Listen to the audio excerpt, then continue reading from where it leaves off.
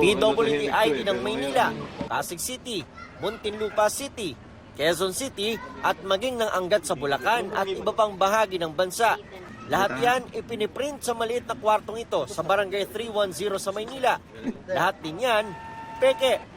Napisto yan ng District Intelligence Division ng Manila Police matapos makatanggap ng mga reklamo mula sa mga negosyante. We made an operation kanina wherein nagpa-test by tayo ng dalawang tao, no? Dalawang tao magkaiba kung totoo ito. From then on, sinundan natin kung saan siya nagpapagawa at nakita nga natin dito sa nakatagong paggawaan ng PWD card. Kailangan pang pumasok dito sa parang tenement compound na ito. At kailangan pa umakyat ng hagdanan. Medyo mainit. At masikip. At kailangan pang pasukin itong pinto na ito.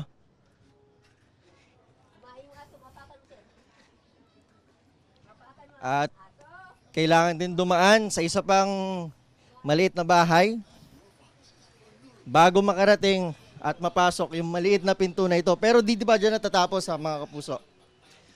Dahil pagpasok dito,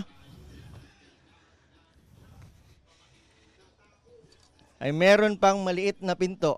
Kailangan pang pumasok sa maliit na pintuan na ito na kapag in-slide, sliding door yan eh. Hindi mo na malalaman na may isa pang kwarto. At dito sa bandang kanan, sa maliit na espasyong ito, dito na ginagawa yung paggawa ng mga fake PWD ID. Lahat na. Ayon sa babaeng gumagawa nito, noong nakaraang taon lang daw siya nagsimulang mag-print ng peking PWD ID. 100 pesos ang singil niya pero pag dumaan na sa fixer, 200 pesos na ang bigay sa customer. Nanggagaling daw sa fixer o customer ang paggagayahan ng PWD ID. Pag may nagpagawa pong fixer, gagawin po namin. May binibigay po silang sample. Tapos kokopyahin lang po namin. Maging mga pirma ng mga mayor ay ini-scan niya. Alam naman daw niyang bawal. Ang kaso, wala raw kasi siyang ibang trabaho. Bukod sa peking PWD ID, gumagawa rin daw siya ng iba pang peking dokumento, gaya ng birth certificate, transcript of records at maging certificate of employment. Baka hindi lang ito at tuloy-tuloy tayo. We will be validating kung sino pa yung mga gumagawa ng ganito. Bukod sa gumagawa ng peking ID ay inaresto rin ng MPD ang dalawang fixer. Sasampahan sila ng reklamong falsification of public documents.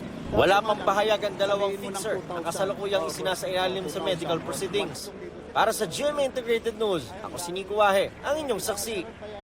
Mga kapuso, maging una sa saksi.